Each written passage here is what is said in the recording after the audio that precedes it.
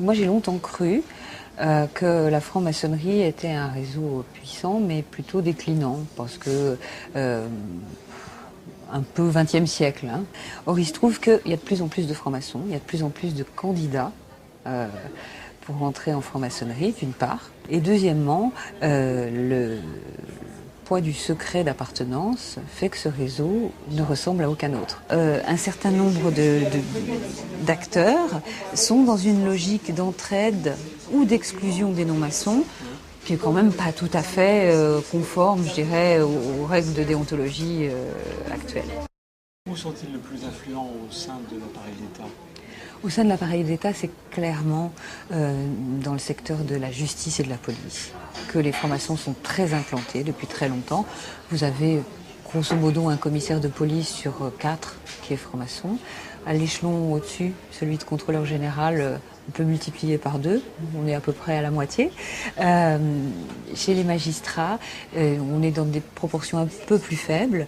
Rendre la justice fait l'objet d'une prestation de serment. Quand vous devenez magistrat, vous prêtez serment. Lequel des deux serments, si vous êtes maçon, l'emporte sur l'autre au moment de juger ? Le débat sur la laïcité, à la suite des déclarations de Nicolas Sarkozy il y a un peu plus d'1 an, a beaucoup rebondi du fait des francs-maçons qui ont en quelque sorte recadré les choses, et qui l'ont fait à la fois de manière publique et de manière un peu plus, je dirais, souterraine pour la bonne cause, puisque les francs-maçons, au nom de la libre pensée, un certain nombre d'entre eux, au moins, sont très attachés à la laïcité. Même chose pour l'amendement sur les tests ADN. Il y a quand même eu le réseau maçon, notamment à l'Assemblée et au Sénat, qui s'est mis en branle pour contrer cet amendement. Il y a tout ce qui concerne d'abord les nominations, les préservations des fiefs. Par exemple, EDF, qui est un grand fief maçon, a fait l'objet d'une bataille maçonnique énorme au moment du renouvellement de son président. On peut essayer effectivement de pousser quelqu'un, par exemple à la présidence d'EDF, pour essayer ensuite de bâtir une stratégie industrielle avec d'autres groupes où les francs-maçons sont bien implantés.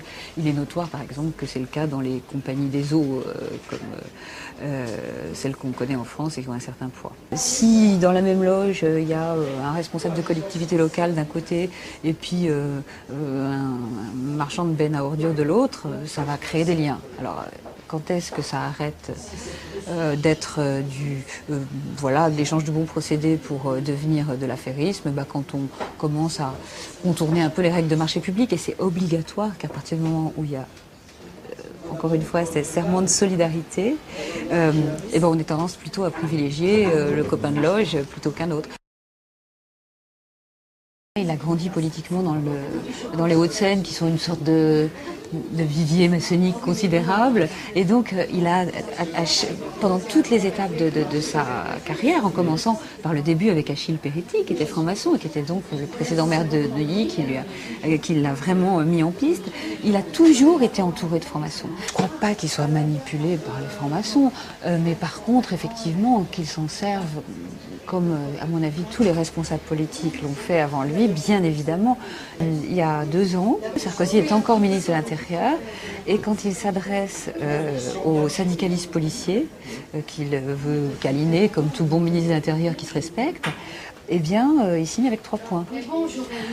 Alors, j'ai vu les lettres, ça ne peut pas être la plume qui a un peu dérapé, voilà, c'est évident que c'est le cas. Est-ce que ces syndicalistes qui sont dans leur immense majorité francs-maçons sont dupes et pensent que Sarkozy est maçon? Non, mais enfin, c'est un petit signe d'affection qui était plutôt bien perçu, quoi.